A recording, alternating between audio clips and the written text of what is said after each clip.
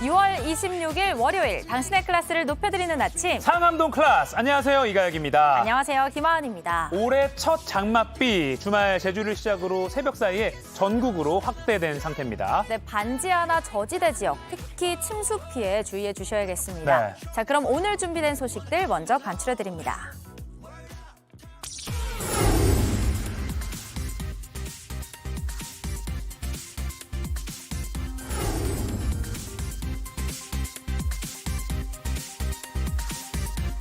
이제 뭐 귀신 나는 것처럼 막 우르릉거리고 땅 좀 떨리고 이래서 결국 앞에 주택하는 사람들 다 대피시키고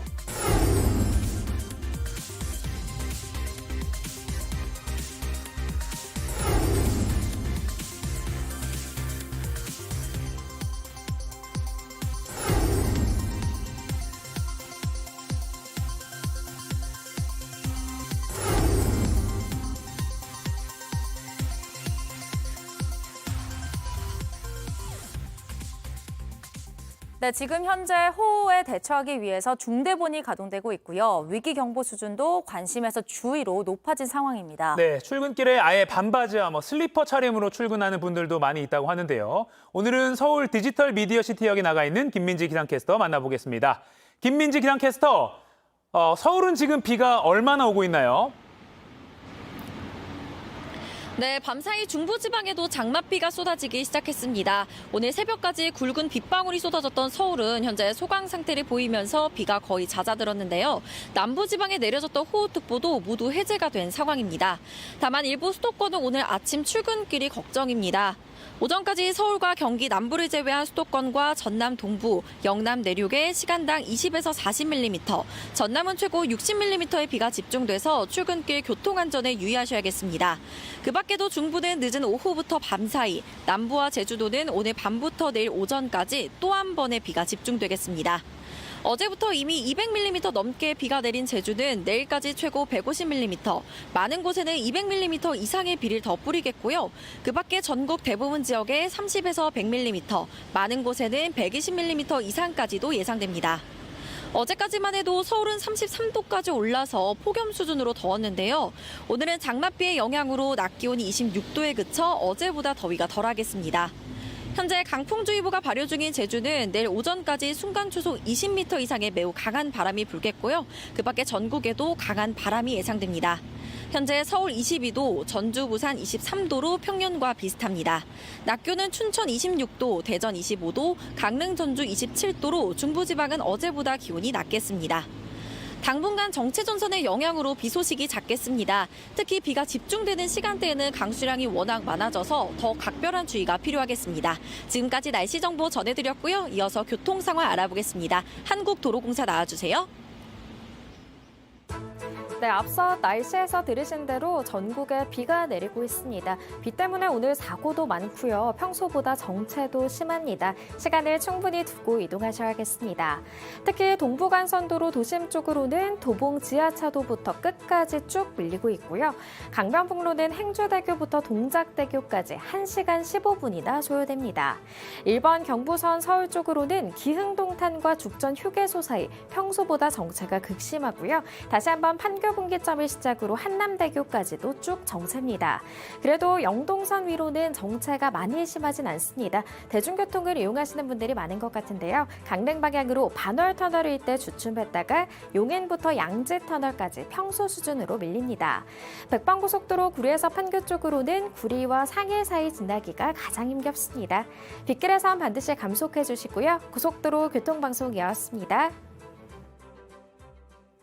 이번 주 이동하실 때 특히 주의하셔야겠습니다. 올해 장마 시작부터 폭우를 동반하고 있는데요. 이 시각 현재 호우특보는 대부분 해제된 상태지만 비구름대가 이동하면서 지역마다 강한 비가 집중되는 시간이 달라지겠습니다. 정부가 위기경보 수준을 관심에서 주의로 올린 가운데 지역마다 언제가 고비일지 또 비는 언제까지 올지 박유미 기자가 전해드립니다. 기상청은 오는 금요일까지 비가 1차와 2차로 나뉘어 집중될 걸로 봤습니다. 1차 강수는 밤사이 충청과 경북, 오늘 새벽부턴 서울 등 수도권과 강원까지 확대됐습니다. 오늘 새벽 충남 서부권과 전남권, 경남 남해안 지역 등에 호우특보가 발효됐고 일부 전남 지역 등에서 시간당 40mm 이상의 매우 강한 비가 내렸습니다. 행정안전부는 중대본 1단계를 오늘 새벽 3시부터 가동하고 위기경보 수준을 관심에서 주의로 상향한다고 밝혔습니다. 중부지방까지 올라온 비구름대는 오늘 밤사이 다시 남쪽으로 내려갑니다. 2차 강수가 시작되는 건데 기상청은 내일까지 전국 대부분 지역에서 돌풍과 천둥 번개를 동반한 시간당 20에서 40mm의 매우 강한 비가 내리는 곳이 있을 걸로 내다봤습니다. 이처럼 정체전선이 오르내리면서 모레까지 제주엔 최고 300mm 이상, 전라권과 경남권엔 최고 150mm, 그 밖의 지역엔 최고 100mm의 많은 비가 내리겠습니다. 정체전선은 이후에도 당분간 한반도에 머물면서 중부지방엔 최소 오는 금요일까지, 남부지방엔 토요일까지 비가 이어질 걸로 보입니다. 하천변이나 지하차도 이용을 자제하고 축대 붕괴, 하수도 역류 등 범람이나 침수에 따른 피해에 각별한 대비가 필요합니다. JTBC 박유미입니다. 어젯밤 대구의 한 주택가에서 갑자기 담벼락이 무너져 내려 수십 명의 주민들이 긴급 대피했습니다. 인명피해는 없었지만 차 5대를 덮쳤습니다. 밤사이 일어난 사건 사고 소식 김한수 기자가 보도합니다. 콘크리트 잔해가 사방에 널려 있습니다. 주택가 담벼락은 폭격을 맞은 듯 무너졌습니다. 소방대원들이 현장을 살펴보는 가운데 또다시 토사가 쏟아집니다. 큰일 났다 이거.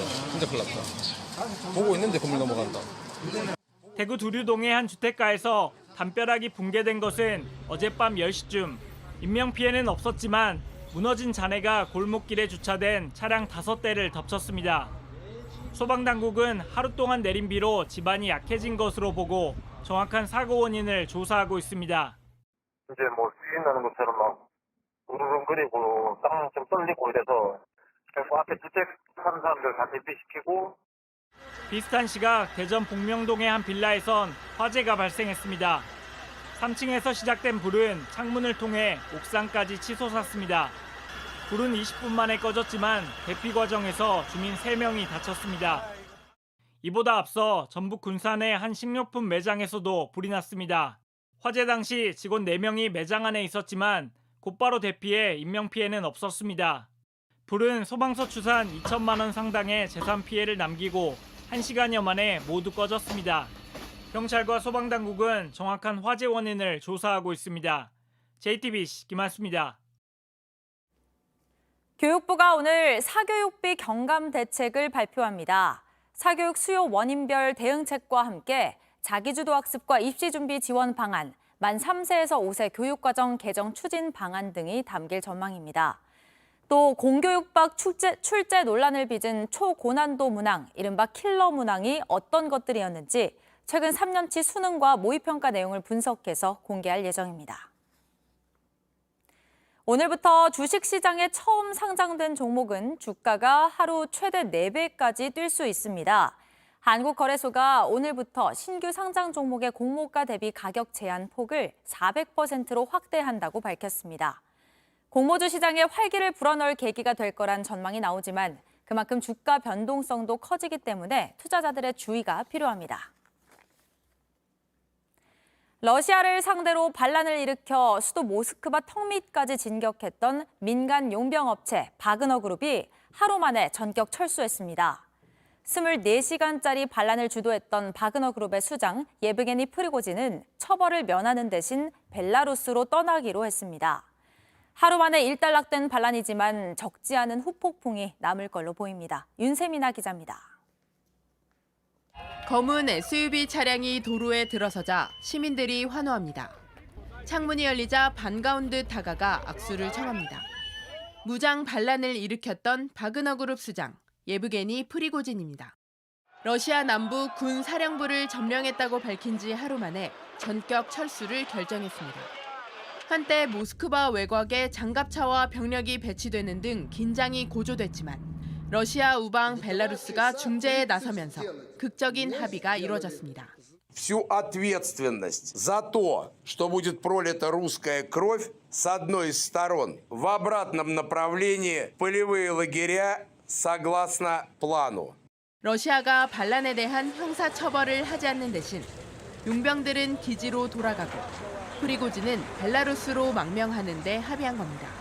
24시간짜리 반란은 극적으로 수습됐지만 용병 그룹이 모스크바 턱 밑까지 진격하면서 뉴욕타임스는 푸틴의 리더십에 구멍이 났다고 평가했습니다. Мы прошли, не доходя 200 километров до Москвы. 앞으로 또 다른 형태의 불안이 반복될 수 있다는 전망이 커지는 가운데 젤렌스키 우크라이나 대통령은 이날 대국민 연설을 통해 푸틴 대통령의 통제력 상실이 입증됐다고 꼬집었습니다. JTBC 윤세민입니다. 세상이 정해준 내 역할이 마음에 안 들어 이렇게 맥없이 쓰러져갈 하찮은 내가 아니지 가슴을 힘까져 쓴다 빛바랜 낡은 하늘이 잠자던 나를 깨운다 난 현금 가면 이다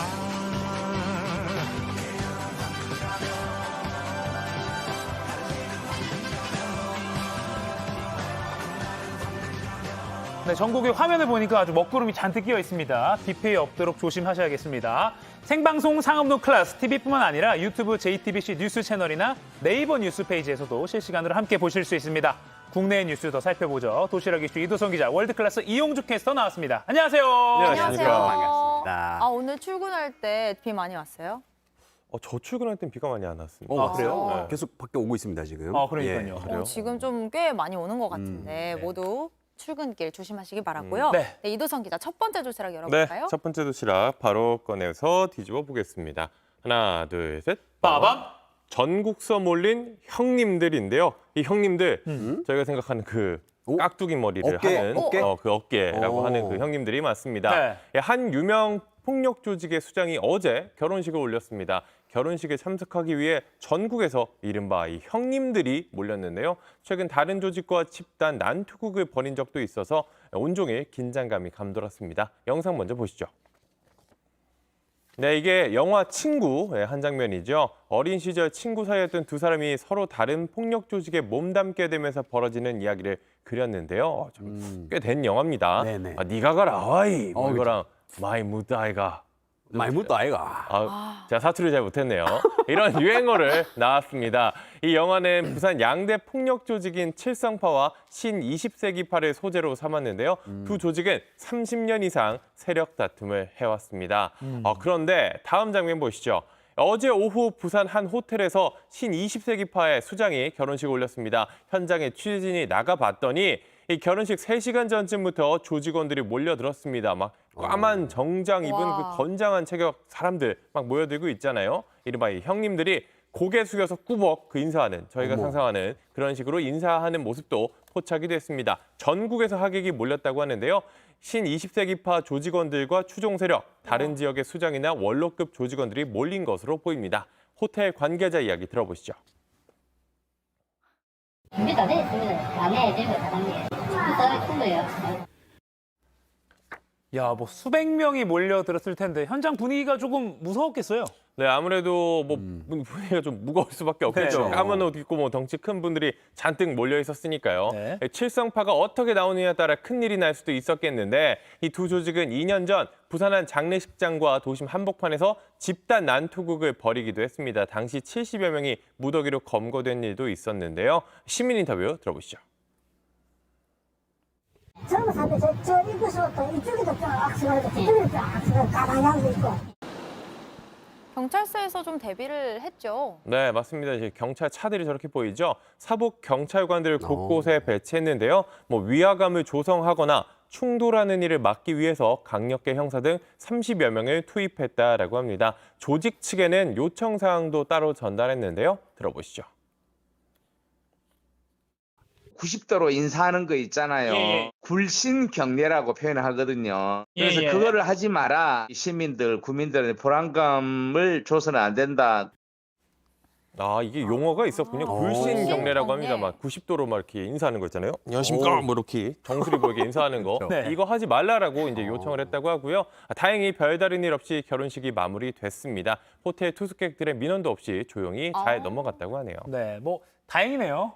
그렇죠. 아니, 요즘도 저런 생활하시는 분들이 있구나. 그러니까요. 아무튼 뭐 결혼 소식 잘 들었습니다. 다음 도시락 열어주시죠. 네, 두 번째 도시락 꺼내보도록 하겠습니다. 하나, 둘, 셋. 빠밤. 네, 버스 기사의 수신호인데요.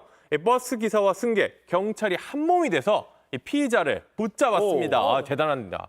이 버스 기사도 승객도 수신호로 경찰에 도움을 줬는데요. 영상으로 보시죠. 네. 네, 지난달 20일 오후 광주 시내버스에서 벌어진 일인데요. 보셨어요? 손 네. 번쩍 들잖아요. 네. 그러자 경찰관들이 저를 몰려 탑니다. 들어봐. 한 승객도 방금 손가락으로 여기요. 여기요 가르쳤어요. 이 경찰은 이 자리에 웅크려 숨어있던 남성을 곧바로 붙잡아서 다시 한번 그림으로 볼까요? 저기 손 들고 들어오세요. 경찰 타라고 저렇게 해요. 들어오세요 들어오시고요. 하면은 저 손가락으로 여기 여기 있고요. 있습니다라고 해가지고 대박. 경찰관들이 다가가서 붙잡았는데 이 남성 그 밑에서 이렇게 웅크리고 숨어 있었다고 합니다. 손발이 정말 딱딱 맞아요. 무슨 맞춘 것처럼. 근데 기사님, 승객, 경찰 이렇게 뭐 컬래버레이션 완벽했는데 무슨 일을 했길래 이렇게 잡힌 겁니까? 그러게요. 아, 이게 사연이 있었습니다. 이 남성 붙잡힐 만한 일을 한 건데요. 네. 한 승객이 문자 메시지로 112에 범죄 현장을 신고했습니다. 다른 사람의 다리를 몰래 촬영하는 사람이 있다는 거였는데요. 이 버스 번호와 현재 위치까지 자세히 설명했습니다. 그래서 영상에서 보신 바로 이 상황이 일어났던 겁니다. 당시 검거된 이 남성, 이 촬영 사진을 황급하게 삭제했다고 합니다. 저 휴대전화부터 빨리 뺏어야 되는 거 아니에요? 이게 어쨌든 증거인데. 맞습니다. 이 촬영한 증거, 신고는 받았지만 촬영한 증거가 있어야지 붙잡을 네. 수가 있겠죠. 그래서 경찰이 휴대전화를 내라고 요구를 했더니 선뜻 건네줬다고 합니다. 그래요? 이상해요. 그런데 보니까 사용 기록이 없는 휴대전화였어요. 쓴 적이 없는 휴대전화. 그러니까 페이크라고 뭐야. 하죠. 이른바 페이크였습니다. 이 경찰은 근데 이거 딱 알죠. 이거 가짜다. 다른 게 또 있다라고 딱 알아채고 이게 결국에는 이 숨기고 있던 휴대전화도 찾아냈습니다. 이 남성 현행범으로 체포됐는데요. 경찰에 붙잡힌 다음에는 순간적인 충동으로 잘못을 저질렀다. 뭐 이해는 안 가는데 이렇게 뭐야. 말을 했다고 합니다. 네. 사실 경우에 따라서는 조금 신고를 주저하거나 맞아요. 괜히 좀 무서워할 수도 있는데 맞죠. 기사님도 수신호를 하고 네. 뒤에 승객분도 여기 있어요라고 수신을 해주니까 경찰분들이 일사천리에 네. 그리고 가짜 폰을 딱 건넸지만 그걸 또 알아챈 경찰도 베테랑은 다르죠. 네, 아주 네. 기지를 발휘했네요. 아무래도 페이크 폰을 들고 있었다는 게 좀 기획한 의도적인 상습 계획이 있네요. 조금 있네. 계획 범죄. 어쨌든 경찰이 수사 중이니까요. 네. 그 불법 촬영이 최대 징역 7년이죠. 맞습니다. 네, 아주 무거운 범죄입니다. 이건 좀 절대 해서는 안 되겠고 또 잘못한 만큼 처벌을 받아야겠습니다. 다음 도시락도 열어주시죠. 네, 세 번째도 바로 꺼내서 가볼까요? 네. 하나, 둘, 셋. 빠밤. 빠밤. 네, 2m 33이 아니라 33이라고 있습니다. 어떤 숫자인지 아세요? 이도선 기자 키요. 아, 제 키? 그렇게 컸어? 2m가 키가 넘습니까? 2m가 넘지는 않는데요. 방송의 거인. 이 숫자 2m 33이라고 일과됩니다. 스마일 점퍼 우상혁이 뛰어오른 높이입니다. 우와. 2m 33cm나 뛰어올랐는데 포인트로 정하는 월드 랭킹 1위에 오른 데 이어서 이번 시즌 최고 기록도 달성했습니다. 영상으로 만나볼까요? 네. 네, 우상혁은 전국 육상 선수권 대회 남자 높이뛰기 결선에 올랐는데요. 첫 시도에 2m 20을 넘어서 우승을 확정하고는 자신과의 싸움에 들어갔습니다. 저렇게 2m 33에 도전하는 상황인데요. 평소에는 막 박수 쳐달라고 하는데 막았어요. 그리고 이렇게 성공을 했죠. 2m 33으로 자신의 최고 기록을 멋지게 뛰어넘고는 저렇게 박수도 치고 환호도 하고 정말 기뻐했습니다. 와, 2m33이면은 제가 일어나서 이 손까지 든 높이거든요. 그렇죠. 이거를 사람이 뛸 수 있나? 그러니까요. 너무 놀랍습니다. 그리고 미소가 참 예뻐요. 맞아요. 우상혁 스마일 선수 보이. 미소가 예쁩니다. 별명대로 이제 네. 스마일 점퍼 별명대로 참 아름다운 미소였는데요. 이게 네. 또 맨 땅에서 뛰잖아요. 그렇죠. 그래 더 대단합니다. 이번 시즌에 2m 33에 성공한 선수가 딱 4분입니다. 그 중에 한 명인 건데요. 우상혁은 곧이어 신기록에도 도전했습니다. 단 한 번도 넘지 못했던 2m 37을 노려봤는데 목표는 높아졌지만 오히려 표정이 더 밝았고 특유의 세레머니까지 하면서 응원을 해달라고 저렇게 외쳤습니다. 그런데 아이고 아쉽게 실패는 했습니다. 예. 하지만 뭐 신기록에 도전한 만큼 스마일 점퍼 다운 모습을 보였는데요. 인터뷰 보시죠. 이대로 떠날 수는 없다. 저는 이대로 떠날 수 없습니다. 마지막 시기까지 도전해야 됩니다. 항상. 아, 멋집니다. 끝까지 도전하는 모습이 아름다운데요. 네. 부상혁은 오는 29일 출국을 합니다. 그래서 스톡홀름에서 열리는 다이아몬드 리그, 방콕에서 막을 올리는 아시아 선수권에 연이어 참가를 한다고 하고요. 그리고 8월에는 부다페스트 세계선수권, 9월에는 항저우 아시안게임이 기다리고 있습니다. 이 라이벌이 있거든요. 바심, 그리고 템페리와의 승부도 기대를 모으고 있습니다. 네. 금색 메달을 목에 걸어서 환히 웃는 모습도 기대를 해보겠다고 통상적으로는 이렇게 뉴스에서 말을 하지만 그보다 그냥 좋은 미소로 경기를 즐기는 모습 맞아요. 계속 팬들에게 이렇게 보여주셨으면 좋겠어요. 성적보다 그냥 그 경기를 뛰는 모습 자체를 저희는 즐기고 있으니까요. 이미 우상혁 선수 자체가 우리한테는 약간 희망과 도전의 아이콘이 됐기 그러니까요. 때문에 그럼요. 응원합니다. 오늘 또 빗길 출근길 좀 짜증날 수 있거든요. 우상혁 선수 모습 보시면서 많이 기운 내시길 바랍니다. 자, 잘 들었고요. 월드 클래스로 넘어가 보겠습니다. 네, 이온주 캐스터. 네, 상암동 클래스 시청자 여러분께 인사 올리고 시작하겠습니다.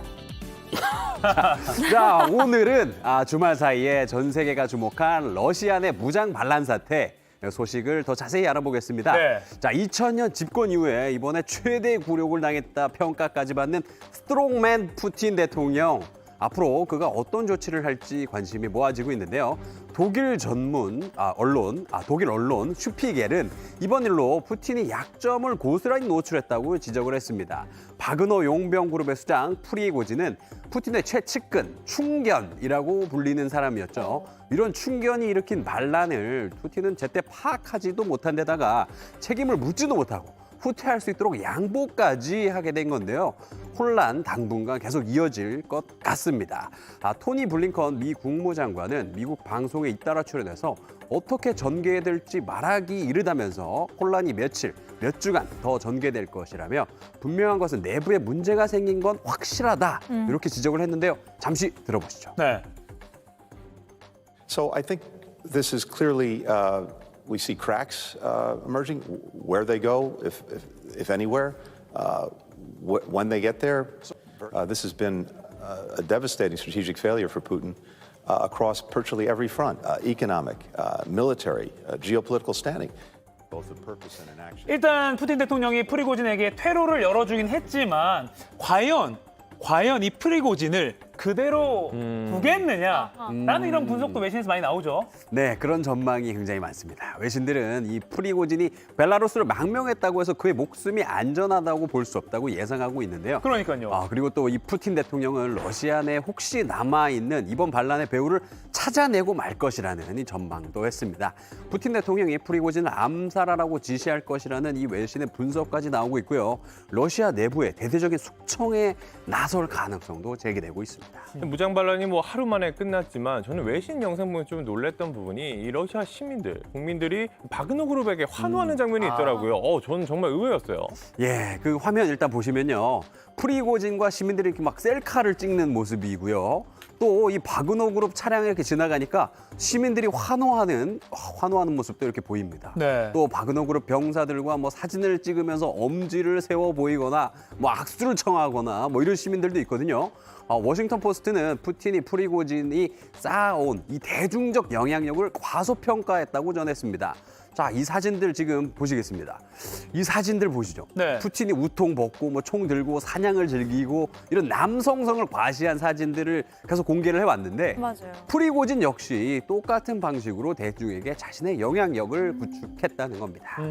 두 사람이 친했다고 하는데 괜히 친한 게 아니었나 싶기도 하고요. 이런 대중 이미지를 짜는 전략 자체가 좀 비슷하네요. 네. 예, 또 아시다시피 러시아에서는 이 반전 시위가 차단된 상황이지 않습니까? 이런 가운데 프리고진이 러시아군 지휘부의 무능과 부패, 러시아 병사 수만 명이 숨진 사실 등을 속 시원하게 얘기를 하니까 시민들의 지지를 이끌어냈다. 이런 분석도 나오고 있습니다. 하지만 여전히 프리고진의 반란에 동조하지 않는 시민들의 분위기가 대다수이긴 합니다. 그렇군요. 이번 반란 사태가 러시아 정권에도 영향을 줄 거고요. 네. 또 우크라이나 침공 전쟁 사태에도 좀 영향을 미칠 텐데 어떻게 영향을 줄지 좀 계속 지켜봐야겠습니다. 네. 예, 다음 소식 넘어가 보겠습니다. 자, 올 여름 워터파크로 휴가 계획 세우시는 분들 많으실 텐데요. 물놀이 미끄럼틀을 타다가 황당한 일을 당한 사람이 있습니다. 말레이시아로 가보겠습니다. 자, 발판이 이렇게 훅 꺼지면서 남성이 빠르게 관 속으로 미끄러집니다. 물살에 이리저리 휩쓸려 내려가는데 여름엔 역시 이게 너무 좋은 것 같아요. 근데 갑자기 잘 가다가 갑자기 좀 정지를 했어요. 잘 가다가 관 안에서 멈춰선 겁니다. 추진력이 좀 부족을 했나요? 당황하긴 했지만 방향을 찾아서 다시 또 잘 내려가 보긴 하는데 신난다. 또 재미 좀 보려는 순간 또 이렇게 또 슬슬 이렇게 느려지더니 또 정지를 하게 됩니다. 보는 사람이 힘이 다 빠지는데 이거 어디로 가야 되나 지금 방향도 잃어버린 느낌이고요. 자, 지금 이게 말레이시아 페낭에 있는 한 유명 워터파크에서 일어난 일입니다. 결국 직원이 출동을 해서 관을 열어서 남성을 꺼내줬는데요. 자, 하마터면 없던 이 폐쇄공포증까지 생길 뻔했네요. 아마 이 남성의 수영복 재질이 이 마찰력을 줄이는데 적절치 않아서 이런 돌발 상황이 생긴 것으로 보고 있습니다. 자, 물놀이 미끄럼틀 탈 때는 좀 미끌미끌한 재질의 수영복이 좋지 않을까 추천드립니다. 자, 다음 소식입니다. 자, 떴다 비행기가 이 미국 워싱턴주에서 포착됐습니다. 근데 왜 갑자기 지금 운전하다가 갑자기 좌석에서 일어나요? 왜 일어나? 그리고 날개 위에 이렇게 기어 올라가더니 자리를 잡기 시작합니다. 자, 놀랍게도 이게 비행을 하는 와중에 지금 이러고 있는 거예요. 자, 보통 사람이라면 안전벨트를 단단히 매고 좌석에 잘 앉아있을 텐데 참 대단해 보입니다. 강심장만이 가능한 극한 비행 스포츠 윙 워킹이라는 겁니다. 시속 200km에 달하는 비행 속도와 엄청난 강풍에 맞서서 대범하게 창공을 누비는 건데요. 여기에 저러다 떨어지면 어쩌지 하는 이 절로 손에 땀을 쥐게 하는 고개 동작, 이 서스펜스는 이 보너스예요. 한눈에만 봐도 이게 뭐 누구나 할 수 있는 건 아니다. 아무나 할 수 있는 건 아니다라는 생각이 바로 드는데 이 남성은 윙 워킹의 이 매력을 대중에게 알리기 위해서 세계 곳곳에서 이런 도전을 펼치고 있다고 합니다. 만약 하늘에서 롤러코스터를 타는 기분을 느끼고 싶다면 세상에 이만한 것도 또 없을 것 같기도 합니다. 한번 도전해 볼까요, 우리? 자, 지금까지 월드클래스였습니다.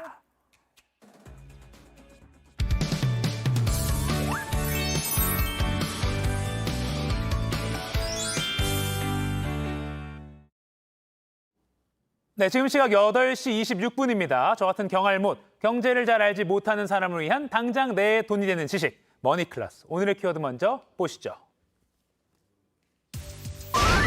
갭 투자의 역풍, 최악의 역전세 난 닥치나. 기존 전세 보증금보다 전세값이 더 떨어지는 이른바 역전세 현상이 심해져서 피해가 속출하고 있습니다. 집주인이 다음 세입자에게 받을 전세금이 기존 세입자에게 돌려줘야 할 전세 보증금보다 훨씬 적은 상황. 이 집주인 자금 사정에 따라선 전세 기간이 끝나서 나가려는 세입자들은 이 전세 보증금을 다 돌려받지 못하게 될 수도 있는 거죠. 전문가와 함께 이 역전세난 심각성 짚어보고요. 어떻게 대처해야 할지 들어보겠습니다.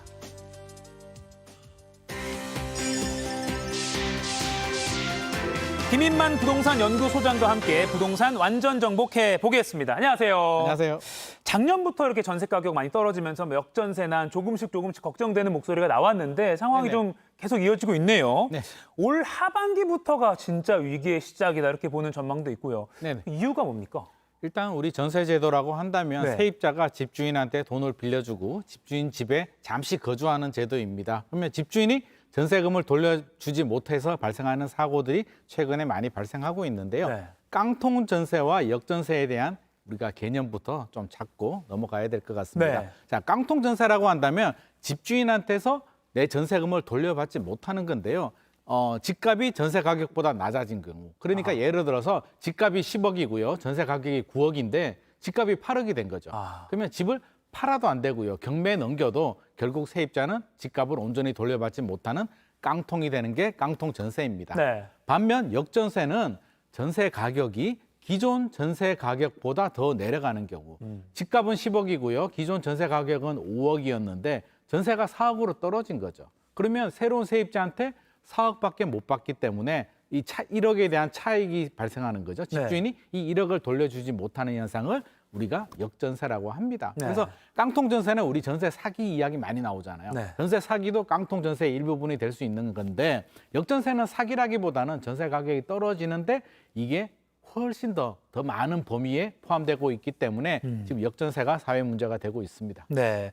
그리고 뭐 보니까 1년 내 계약 만료 전세금이 뭐 300조 원에 이른다? 네네. 네. 이게 지금 문제가 되는 게 역전세 같은 경우에 이제 기존 전세 계약보다 가격이 떨어지는 게 문제거든요. 네. 자, 그래프를 보시면 2021년 하반기 149조 원, 2022년 상반기 153조 원인데 합치면 300조 원 정도 됩니다. 와. 이게 왜 문제가 되냐면 우리 2년 단위로 계약을 하잖아요. 자, 2년 후를 생각해 보면 2024년 상반기까지 이게 도래를 하는 거죠. 네. 그러면 잠재적인 위험 가격이 300조 원 되는데 이 중에서 얼마나 많이 위기가 될지는 모르겠는데 특히 이게 서울이나 강남 같은 경우는 내년 상반기까지도 입주 물량이 많이 나옵니다. 네. 그래서 전세 가격이 회복하기 쉽지 않기 때문에 내년 상반기 그러니까 지금부터 1년 정도는 굉장히 위기 상황이다. 예의주시하면서 역전세를 좀 많은 신경을 써야 될 것 같습니다. 아하.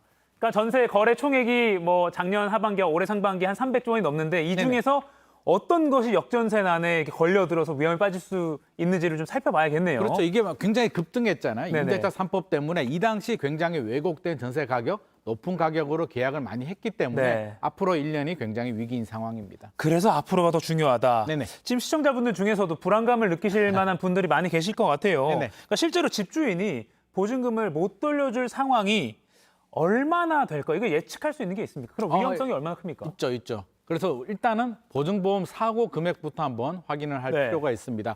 우리 보증보험 가입을 하게 되면 이제 전세금을 돌려주지 못하면 보증보험 회사에서 이제 돌려주는 거죠. 이걸 네. 보증보험 사고라고 하는데요. 계약 해지 후 1개월 안에 보증보험을 돌려받지 못하는 경우에 발생하는 사고입니다. 아하. 이 추이를 보면 우리가 좀 예측을 할 수가 있는데요. 네. 자, 1월이 전체 계약 중에 5.8%였는데 5월이 전국이 7.2%.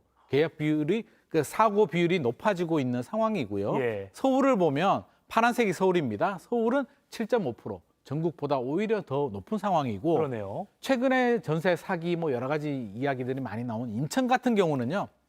무려 14.3%나 됩니다. 아하. 그러니까 이게 보증보험 사고가 이렇게 많이 발생하고 있기 때문에 우리 앞서서 300조가 잠재적으로 위험할 수도 있다라고 했는데 그중에 자칫 잘못하면 서울 같은 경우는 7.5%니까 얼마 정도 되나요? 굉장히 많죠? 한 20조 원 정도가 잠재적인 사고가 발생할 우려도 있다 정도 유추할 수 있을 것 같습니다. 아, 이게 제가 이해가 안 되는 게 아까 네. 인천 아까 14.3%였는데 그러면 인천에서 있는 전세 중에서 100건 중에 14건 정도는 사고가 날 수 있다 이렇게 보는 맞습니다. 건가요? 그렇게 보면 되고요.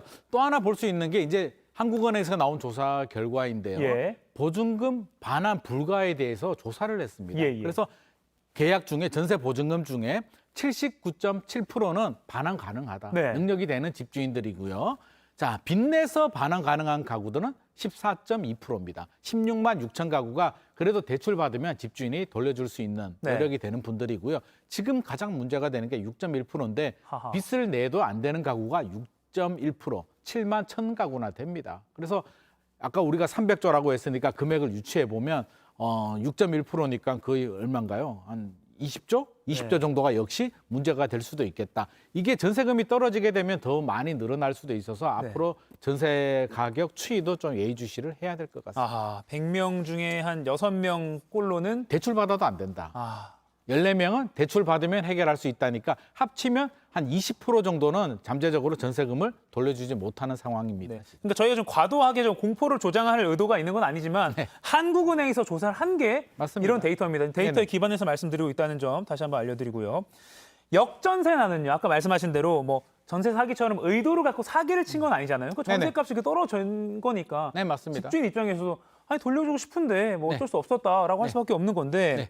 이게 그런데 전세 사기는 뭐 특별법까지 통과가 됐지만 네네. 이 역전세난은 법으로 어떻게 할 수가 있는 게 있을까? 뭐 대책이 있나요? 역전세는 사실 사기라고 볼 수는 없고요. 그러니까요. 그냥 전세금이 떨어지면서 자연스럽게 발생한 문제거든요. 네. 우리 전세제도의 구조적인 문제라고 할 수 있는데 지금 정부에서 나오는 카드가 이제 DSR 카드를 좀 만지작 되고 있습니다. DSR. 그렇죠. 예. 그래서 DSR이 뭔지 우리가 먼저 개념부터 잡고 좀 설명을 드려야 될 것 같은데요. DSR은 대출 원리금 상환, 원금과 이자 상환액을 소득하고 비례해서 하는 겁니다. 소득 대비 대출 한도를 정하는 건데요. 연소득에서 원금, 그러니까 대출 갚아야 될 돈과 이자 상환액을 더해서 곱하기 100을 하죠. 이 중에 비율을 더하는데 한 40% 정도, 그렇죠?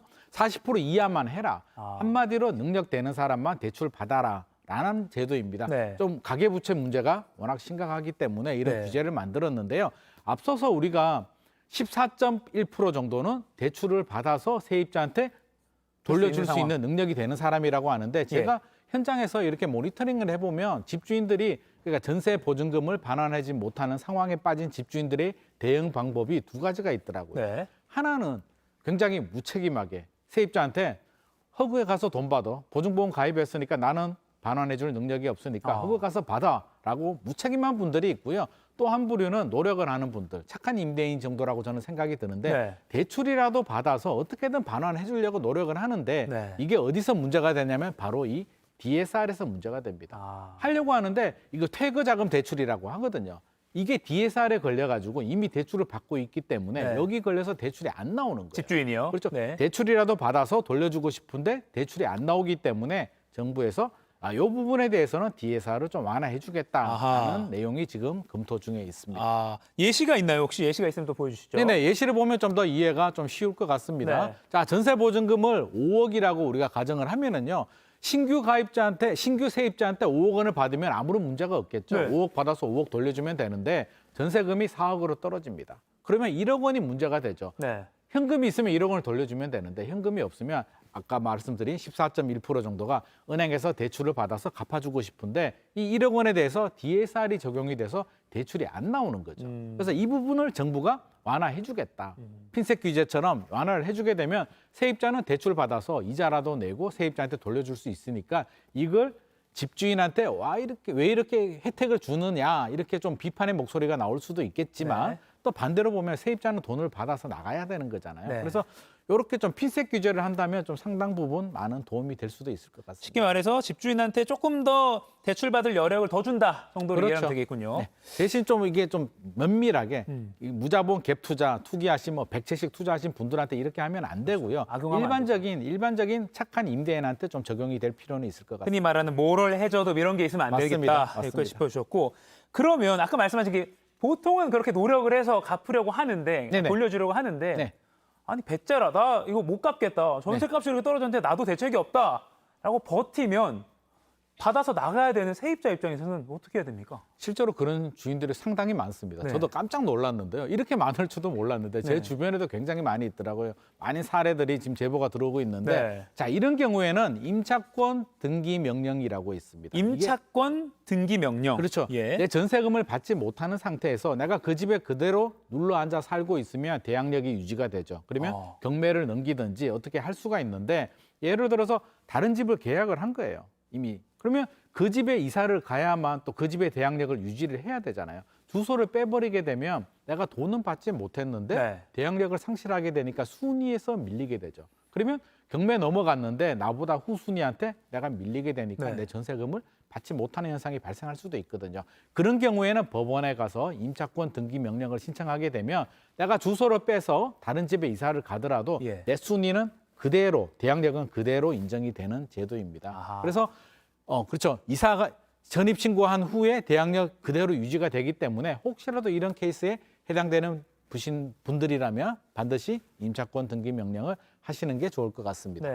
그리고 집주인 입장에서는 임차권 등기 명령이 내려진 집은 못 파는군요. 이게 일종의 이제 등기하고 비슷한 거죠. 근저당 설정하는 것처럼 등기부 등본에 임차권 등기 명령이라고 딱 나오기 때문에 이게 설정이 되면 다른 사람들이 들어오려고 해도 여기 선순위가 있네라고 해서 못 들어오기 때문에 집주인이 마음대로 다른 세입자를 구할 수도 없고요. 소송 시 이자율 12% 뭐 이렇게 적용이 됩니다. 임차권 등기 명령. 그러니까 내가 집에서 눌러 살 수는 없으니까 세입자 입장에서 그렇죠. 이사를 가더라도 그렇죠. 눌러 산 것처럼 효과가 있는 거군요. 그렇죠. 그러니까 전세금을 돌려받지 못하면 못 나가는 분들이 있고요. 이미 다른 집을 계약을 해서 받지 못해도 나가야 되는 분들이 있는데 후자 그러니까 받지 못하고 먼저 나가야 되는 분들은 임차권 등기 명령을 하면 굉장히 유효합니다. 그리고 마지막으로 뭐 7월 19일부터 뭐가 된다는 거 하나만 좀 짚어주시죠. 네, 7월 19일부터 임차권 등기 명령이 되면 네. 이게 한마디로 집주인이 잠수를 타도 임차권 등기 명령을 할 수도 있습니다. 7월 19일부터는 그렇게 네, 된다. 그렇죠. 집주인이 동의가 하고 해야 되는데 이제는 워낙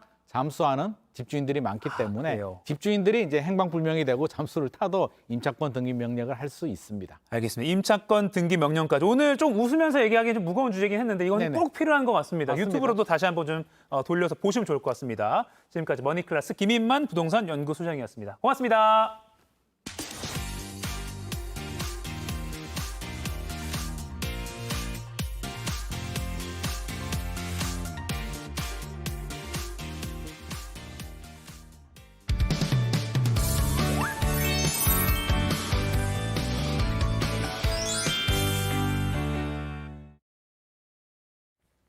상클 라이프 시간입니다. 학교를 졸업하면 공부도 끝일 줄 알았지만 하루하루 배우면 끝이 없죠. 네. 그래서 매주 월요일에는 남녀노소 누구나 다양한 지식 채워갈 수 있는 소중한 아침 시간 선물해 드립니다. 네, 오늘 함께 하실 분은요. 15년간 이분이 만나신 아동 청소년 또는 부모님이 2만 명이 넘는다고 합니다. 엄청 부지런하게 만나셨는데요. 소아치과 의사이자 강점 코치 박소연 서울 아산병원 교수 나오셨습니다. 안녕하세요. 안녕하세요, 교수님. 안녕하세요. 박소연입니다. 2만 명 넘게 만나시게 노하우를 좀 들어볼 텐데요. 네, 이 병원에서 아이들의 치아 건강을 책임지고 있지만 교육 전문가로도 통하신다고 네. 합니다. 네, 오늘 어떤 이야기 들려주실지 주제부터 만나볼까요? 강점을 보는 부모 대 약점을 보는 부모. 벌써 좀 뜨끔합니다. 네, 최근에 육아 관련 책도 내셨더라고요. 이 소아치과 의사이신데 육아 관련 책을 냈다. 좀 궁금증이 갑니다. 어떻게 이 육아에도 관심을 갖게 되신 겁니까? 네, 앞서 지금 설명해 주신 것처럼 제가 소아치과 전문의로서 거의 20년 가까이 아이들을 좀 만났는데요. 네. 소아치과는 좀 성인의 치과랑 좀 차이가 있어요. 우리 이가혁 앵커님 치과 언제 가세요? 저 치아 아프거나 뭐 하면 제가 알아서 가죠. 네. 그렇죠. 아프거나 금이 가거나 문제가 생기면 가잖아요, 어른들은. 그리고 해결되면 안 가시죠. 안 가죠. 그렇죠. 근데 우리 애들은 좀 달라요. 빠르면 첫이가 나오는 한 돌쯤부터 아니면 이제 국가에서 얘기하는 영유아 구강 검진 기간이 만 2세에서 3세부터 이제 아이가 있으시면 아실 거예요. 네. 치과를 다니기 시작해서 뭐 짧게는 3개월 또는 6개월에 한 번씩 정기적으로 계속 한 10년간 이제 다니게 됩니다. 힘들어요. 네. 예약잡기 힘드실 겁니다. 네.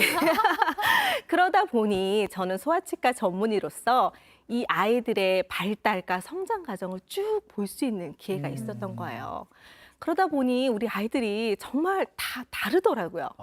이제 자극을 받아들이는 것도 다르고 그 받아들여서 반응하는 것도 다르고 또 부모님들도 다르시고 다른 아이와 다른 부모님 사이에 상호작용도 다르다는 걸 알면서 와, 우리 아이들이 정말 다양한 부분을 가지고 있구나.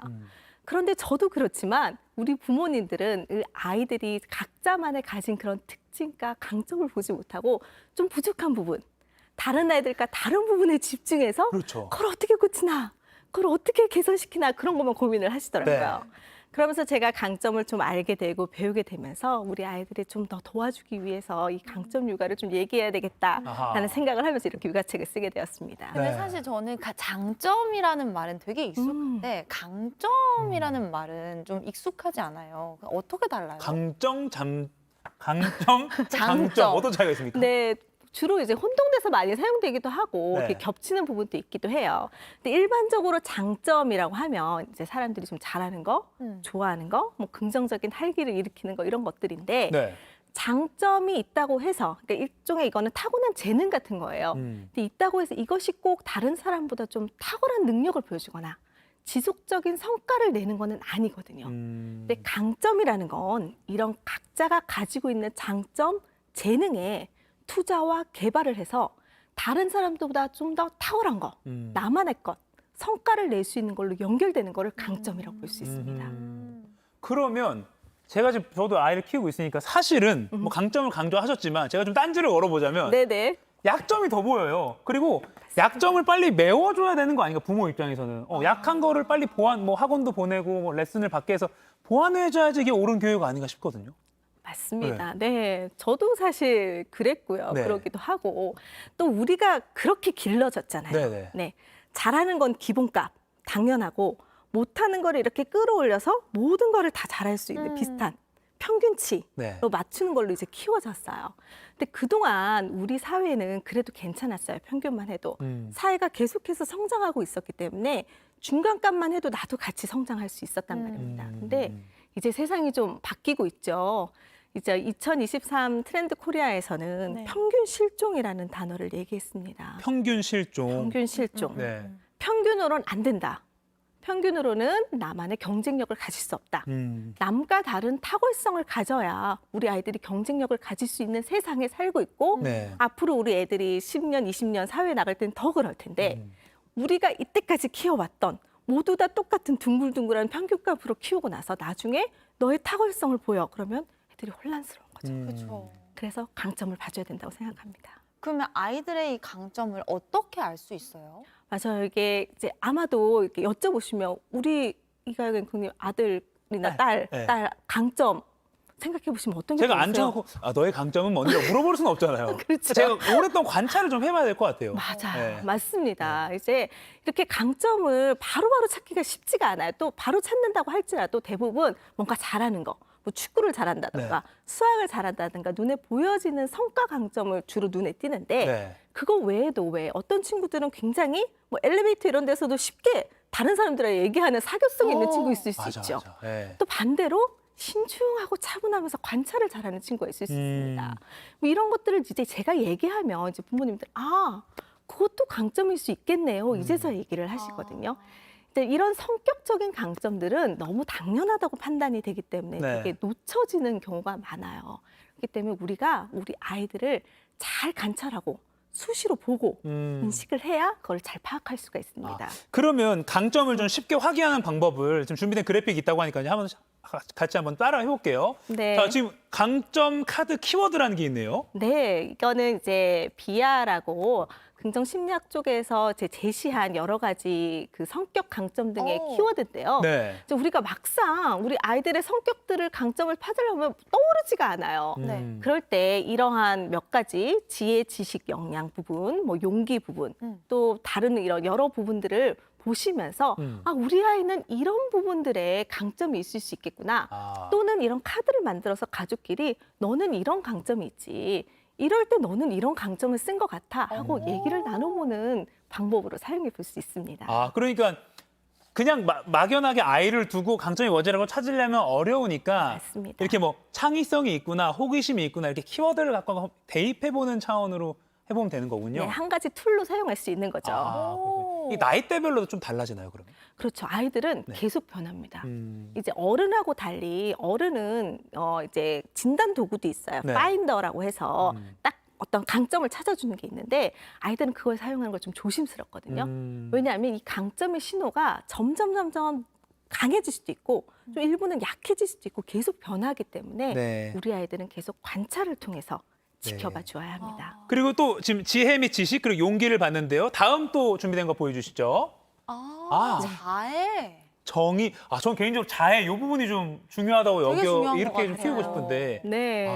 친절성 이런 거에서 중요하잖아요. 맞아요. 이제 앞으로 다음 세대는 공감 능력이 뛰어난 사람들이 그런 경쟁력을 갖는다고 얘기를 하잖아요. 근데 실제로 우리 아이들이 이런 거를 가지는 거를 너무 당연하게 얘기하거나 또는 별로 중요하지 않게 여기는 경우가 많아요. 그냥 인사 잘하네 하고 끝나는데 이게 맞아요. 강점이라고 생각 안 해봤거든요. 그렇죠. 이걸 보니까 이것도 강점이라고 생각해야겠구나. 네, 그리고 그렇습니다. 생각해 보면은 앞에 뭐 개방성 이런 부분이 어떻게 보면 자애 안에서도 좀 연결고리가 있는 거잖아요. 네. 그래서 이렇게 뭔가 무엇을 잘하고 이 아이가 어떤 환경에서 잘 살아남을 수 있을지를 전체적으로 그려볼 수 있겠다라는 생각이 좀 들어요. 그러니까요. 대단하신데요? 저희가 해석 더 잘하고 있는 것 같아요, 지금. 네, 지금 굉장히 잘하고 계신 것 같습니다. 마지막 절제와 초월 또 있네요. 네, 이런 것들도 이제 막상 이런 단어들을 떠올리다 보면 우리 아이가 이런 게 좀 있구나라는 걸 생각을 해볼 수가 있어요. 그래서 좀 우리 아이들 강점을 찾는데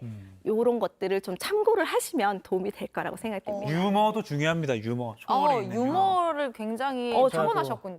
저 굉장히 부러운 강점입니다. 제가 그렇죠. 추구하고 싶은 강점인데 근데 저기 잘 안 되는. 절대적인 저 겸손은 조금 부족하신 것 같기도 하고. 평균이 되고 있네요. 네, 다음 질문해 주시죠. 근데 이게 강점을 발견하고 나면 이거를 또 키워줘야 되는 게 부모의 몫이잖아요. 어떻게 하면 키울 수 있나요? 네, 우리 이제 그 속담 중에 구슬이 서말이어도 깨어야 보배다 이런 표현이 있죠. 이제 우리 아이들이 타고난 장점 아까 얘기했던 건 재능이라고 볼 수 있어요. 네. 그건 이제 구슬이죠. 우리 아이들이 아무리 저런 게 있다 하더라도 그걸 알아차려주고 그걸 개발할 수 있고 투자할 수 있도록 도와주지 않으면 보배가 될 수가 없어요. 그래서 그거를 알아차려주고 계속해서 쓸 수 있도록 보배가 될 수 있도록 이제 도와주는 것들이 가장 중요한 중 하나는 성공 경험이 누적되는 거거든요. 성공 경험을 쌓아라. 네, 네. 이 성공 경험을 계속해서 아이들이 쌓다 보면 거기서 나의 강점을 더 강화할 수가 있고 그걸 더 개발하는 데 도움이 될 수 있는 거죠.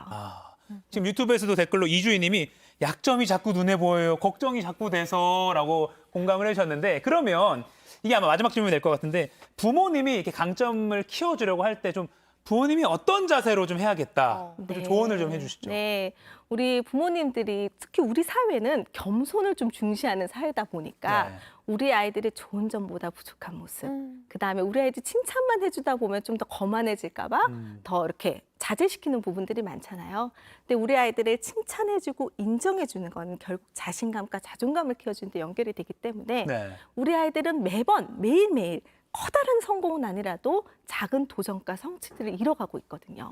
그때마다 칭찬해주고 인정해주고 지지해주는 그런 모습들을 가지고 아이들을 잘 관찰해 주셨으면 좋겠습니다. 마지막으로 하나만 더 여쭈면요. 근데 아까 작은 성공을 쌓으라고 하셨는데 사실 애를 키우다 보면 성공의 경험보다는 좌절과 이것도 못해 이런 마음이 들 때가 있거든요. 그럴 때는 어떻게 해야 됩니까? 마지막 요것만 더 짚어주시죠. 네, 맞아요. 세상이 그렇게 녹록하지 않죠. 네. 아이들이 뭐 실패할 일도 많고 또 그걸 다 막아줄 수 없어요, 부모가. 근데 우리가 과연 성공의 정의를 무엇으로 할 것인가를 좀 생각해 볼 필요가 있어요. 우리 부모님들은 대부분 뭐 월등하게 1등을 해서 잘한다던가 우승을 한다던가 이런 눈에 띄는 것들만 성공이라고 생각하는 경우가 있는데 그래서 저는 치과니까 치과 예를 들어볼게요. 우리 겁이 많은 친구가 치과에 왔어요. 그럼 치과 치료를 잘 받는 것만 성공이라고 한다면 되게 힘들 수 있겠죠. 걔는 성공을 못할 수 있어요. 계속 좌절만 서있고 결국 나는 못하는 사람인가 봐. 이렇게 생각이 될 수 있는데 하나하나 성공의 단계를 잡는 거죠. 첫날은 체어에만 앉아보기. 그 다음 날은 입 벌려서 구강경을 넣어보기. 그 다음에는 에어와 물 뿌리는 거 해보기. 그 다음에는 장치를 끼워보기. 그리고 나서 치과 치료를 받아보기. 이렇게 한 단계 작은 목표들에 그 성취 경험들을 쌓아가게 되면 결국은 나는 할 수 있는 사람. 자신감 있는 사람 이런 생각이 되면서 우리 아이의 성공 경험을 키워줄 수 있는 거죠. 결국에는 좀 조급한 마음을 맞습니다. 버리는 것도 필요한 것 같습니다. 네, 알겠습니다. 오늘 많은 걸 느꼈고요. 개인적으로도요. 조금 더 아이들의 강점 키우는 육아법 듣고 싶은 게 많아서요. 오늘도 유튜브로만 만나볼 수 있는 상클 2교시 준비되어 있습니다. 날씨 끝나고요. 잠시 후에 JTBC 뉴스 유튜브에서 박 교수님과 이야기 더 나눠보겠습니다. 박 교수님도 조금만 더 기다려주세요. 고맙습니다. 고맙습니다. 감사합니다.